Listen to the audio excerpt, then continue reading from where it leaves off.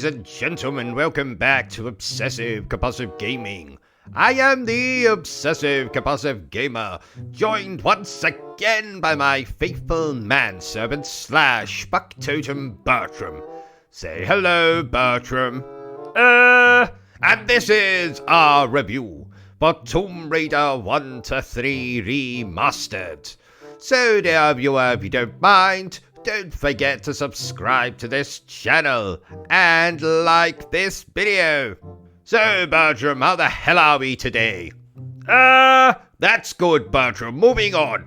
Tomb Raider 1 to 3 Remastered released last year, and this is, as you might have guessed, a remastered collection of the first 3 Tomb Raider games. Games that I can't really say I enjoyed in my youth, but maybe this remaster has changed my mind about these first 3 ancient titles, eh? What do you think, Bertrum? That's right, Bertrum. Let's discuss it and find out, shall we? So, for the 3 of you out there who might be unfamiliar with what exactly these bloody video games are, let me summarize for you as best as I can. You play as Lara Croft, adventurer, Tomb Raider, plastic surgery addict, as she goes off on a series of adventures to, I don't know, fund more plastic surgery or something. So you'll run, jump, platform, puzzle solve, move blocks, fight dinosaurs, shimmy across ledges, perform acrobatic feats not seen since Cirque du Bloody Soleil, find keys to open doors, outrun boulders, stare at Lara's ass, stare at Lara's breasts, lock Lara's manservant in the bloody freezer. These are third-person action-adventure games. Actually, I should have just described it like that. So, what did I think of Tomb Raider 1 to 3 Remastered? Let's start with the good. Well, without these video games, we would not have such excellent video game franchises as Uncharted, the Tomb Raider reboots, which I think are some of the best action-adventure games ever made. We wouldn't have those enjoyable Angelina Jolie movies. We wouldn't have a new gaming mascot to masturbate over during loading screens. It also can't be denied that the remasters make these ancient video games look kind of, sort of better than they did when they originally released. Though granted, when they originally released, they looked about as good as my mother's cooking. And trust me when I say, she was an absolutely dreadful cook. Speaking of dreadful, that brings us rather nicely to the birds. And though I said previously that these remasters did a fantastic job of making these ancient video games look sparkly and new, sadly, they didn't give the same level of care to the bloody cutscenes that were in the original games. They still look like complete and utter visual diarrhea. And though it might have spawned fantastic games like Uncharted, Uncharted 2, Uncharted 3, Uncharted 4, the Tomb Raider reboot, Rise of the Tomb Raider, Shadow of the Tomb Raider, these early Tomb Raider games don't play nearly half as good as those games. Nay, they don't play a tenth as good as those games.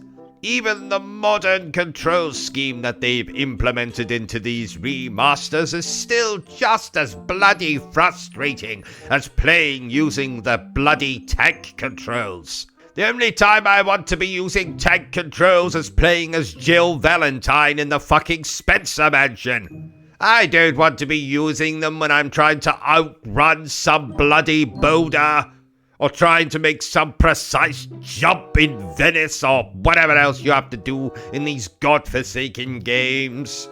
There's also a distinct lack of story in these games. Yes, it sets it up at the beginning. Like in Tomb Raider 2, there's an ancient dagger, Some organization is after it, Lara's after it, so she goes off on a globe-trotting adventure to get it. But frankly, there is less story content in these games than you would find in an advertisement for thrush cream. There's also a distinct lack of difficulty options, so these games are just as frustrating to play as they were back in the late 1990s when they released.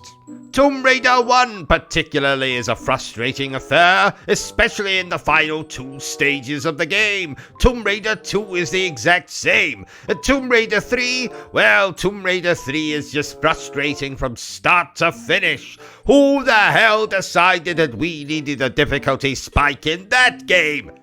Whoever he is, I've got a good mind to get my hands on him, throw him out of the window, and then drop a piano on top of his fucking head. Wouldn't you agree, Bertrum?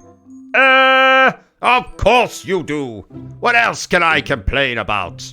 Oh yes, these games also have a distinct lack of a soundtrack. Apparently the music tracks from the original have been remastered or rearranged or reorchestrated here. But I still spent 90% of the game in complete silence. No, sorry, it wasn't complete silence. Occasionally I would hear a or a or a or a or a or a or a e or a. I think you get the bloody point. If they were to release a CD of the soundtrack for these games, it would probably be about 8 minutes long. And that's for all 3 combined. So in conclusion, if it's not already obvious, I didn't enjoy these games back in the late 1990s, and I certainly don't enjoy them now, even though they are slightly prettier to look at and on modern hardware. And frankly, the only thing I'm grateful for is that without these complete disasters of a video game, we wouldn't have Uncharted 4, which is undoubtedly my favorite video game of all time. So instead of wasting your time on this rubbish, go and play Uncharted instead. Therefore, I'm going to score Tomb Raider 1 to 3 Remastered a 3 out of 10. So there you have it, ladies and gentlemen, my totally not improvised review for the Tomb Raider 1 to 3 remasters. If you enjoyed this little review of mine, don't forget to give me a thumbs up. If you haven't enjoyed it, well then feel free to give me a thumbs down. But please remember the single most important thing I always tell you, dear viewer, and that is to always stay obsessed with gaming. Say goodbye, Bertrum. Are you still here? Oh, you must have really enjoyed this video then. In that case, you had better subscribe to the channel and check out our other content. Otherwise, you're a booby pants, and no one wants to be a booby pants.